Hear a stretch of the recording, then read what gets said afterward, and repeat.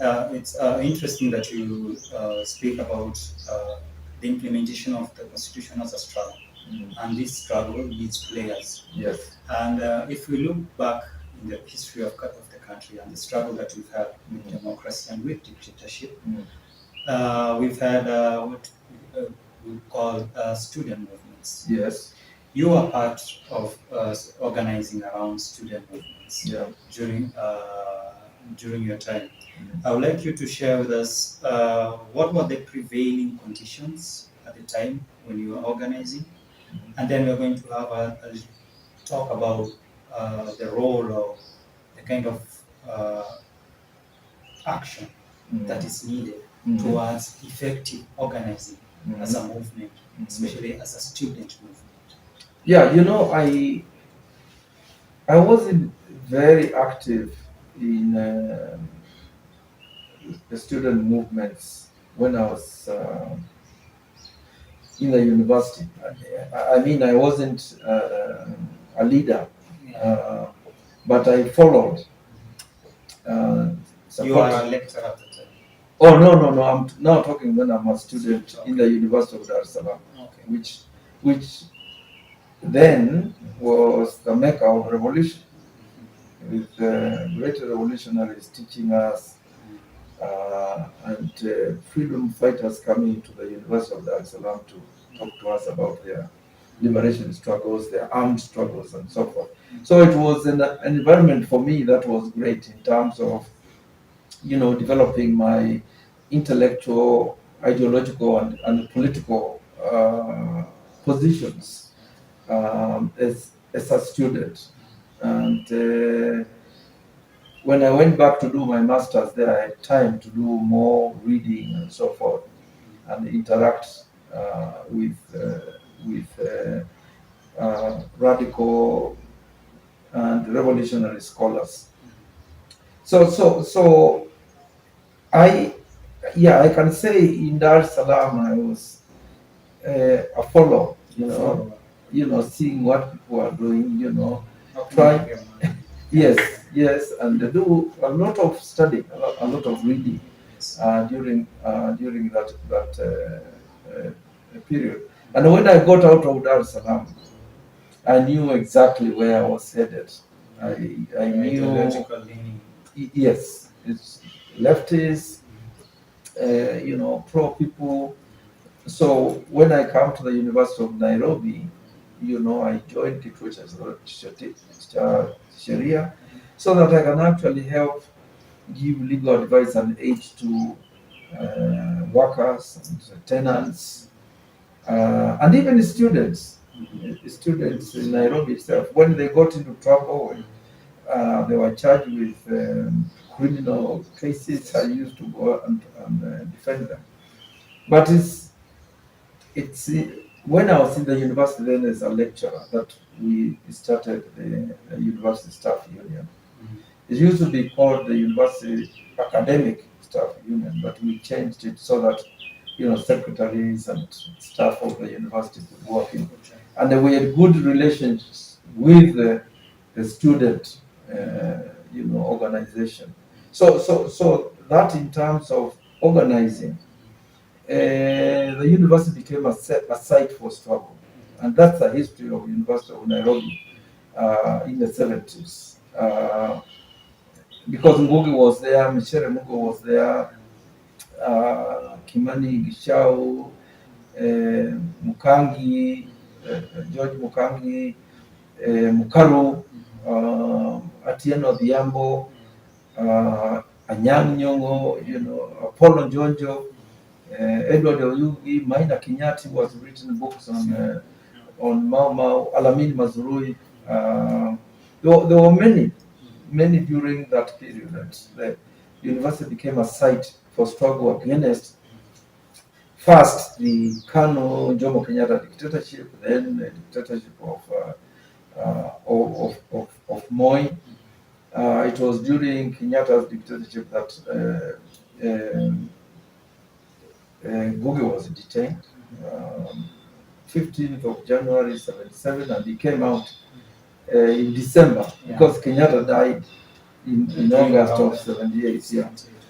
Uh, so the environment was during this period.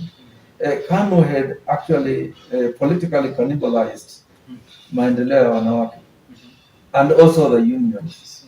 Okay, the opposition, which was KPU, was banned in '69, and it's that year that KANU became a de jure, no, sorry, yeah, a de facto, one party state. Okay, so the there were no sites. It's the university that became the site of those struggles against the dictatorship, and we mobilized around academic freedom.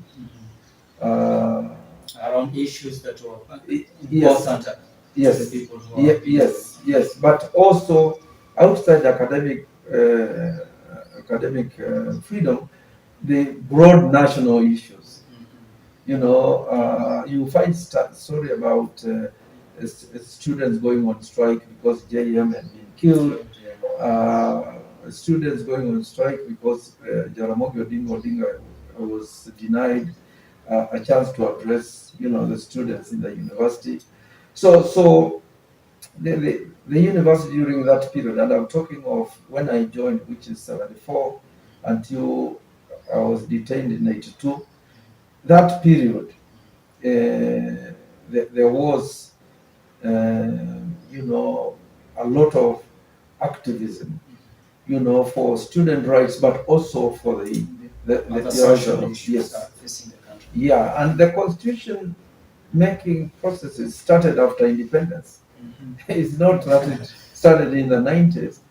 There were quite a number of underground movements that basically said that the independence was not independence at all.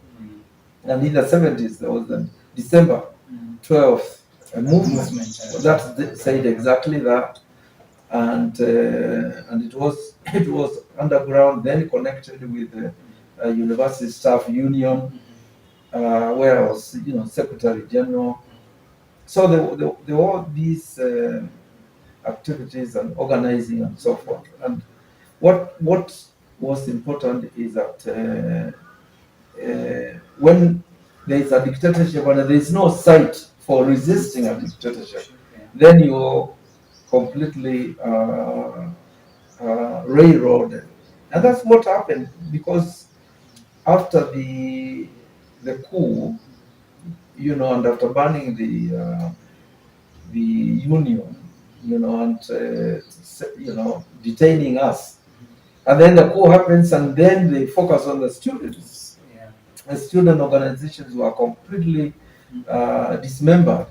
Tito Andogosi, who was the leader, was jailed. They jailed people like Tirov, Karimi Andusu. All these radical guys were all sent to prison. Alo Onyango Law was another of those student leaders. And that story of student movement is one you can follow up, because I think it hasn't been done.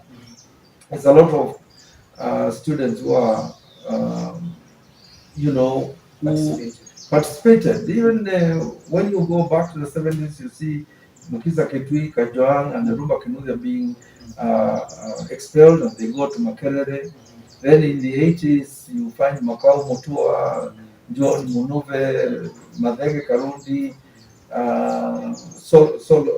Saulo Busolo. There were quite a number of Mwariga and others who also the student leadership who are expelled, and they go to to other places. So there is a continuity of struggle, and a continuity of resisting, dictatorship that you find through these organizations. And the story of those organizations is that they get formed, then they get banned, and so formed again. Yes, so it gives you. I think it's also important to note that even today, around this time, it may not be as out there, very visible to someone who's not looking for information about those kind of things. Yes. But I think the students still mobilize, and the students are still having political classes, Yes. things that they have done by themselves. So hope is not lost. No, it's not lost. You see, uh, what radical narratives teach us, whether it's Marxism, Leninism, or Mao Zedong, or whether it's Rodin in Samir Amin, Yeah. Karim Hiji, Shivji, a lot of people, they basically tell us this truth that where there is oppression, there is resistance. And there's going to be You know, and pluralism they have a unity. Yeah. You know, unity of opposites, because there is no, historically there is no people who have been dominated, oppressed, exploited, who have just sat. And done nothing. Yeah, they will always resist, and the resistance in most cases is not documented. The historians avoid it because they basically want to give the history of, you know, the ruling groups. Yeah. Any message maybe to the students who Yeah, are I mean, already in the struggle, who are already doing something yeah, collective yeah, towards bringing about change? yeah. You know the student organizations, whether they are through social media or they are fighting at the university, you know, to get their freedom of association uh, respected.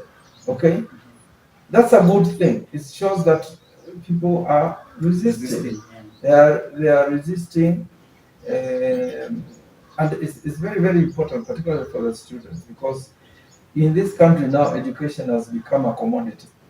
It's not a public good, and the people have to struggle, have to resist this neoliberal, you know, education system that actually is very, very, very dangerous, because you see that the kids of the rich now are in their schools, okay? Because the rich can afford those schools and so forth. They are not, some even write exams that are foreign, because that's where they want to go and work and so forth. Now, we must struggle to have education as a public good, meaning the right to education, that is in Article 43 of the Constitution, must be a reality. And the reason why I tell you this is because now you see public schools are being, you know, burned down. There are struggles there. Nobody is actually finding out why. Okay, nobody is finding out why the private schools are not being banned. Okay, so the education is a fundamental freedom. It's the basis of people's human dignity. It's like the right to work. So we must have free education from kindergarten to university, because God, you know, gives the poor and the rich bright kids. Now, what we are doing now is that if you come from a poor family, that's it. You will remain there. Yeah. The generation of poverty. Yeah, and that's why the student, in my view, the resistance from the students is so fundamental, because it's tied up with the resistance by the youth. You know, when they don't get jobs, when there's no health care, when there's no right to work, because if you don't have a job, you have no human dignity, and no human being likes to be a beggar, even if you're begging from your parents or from wherever. Still, yeah, so the connection of that resistance for me is important, when you bear in mind that almost 80% of our population is under 35. So to basically tell those people that they cannot, you know, they cannot resist. And what I see, I'm not justifying actions and so forth, but there's something wrong that makes kids do stuff like that. Yeah, there's something wrong with the system. Yes, and they are probably not being heard. Yeah, there is probably a dictatorship, definitely, in those schools. Happening Yes. in the schools, and resisting whatever Yeah. is happening. Yeah. And also something with education is having an education system or an education that is relevant to the conditions of the society where That's that right. education Yeah, is happening. yeah.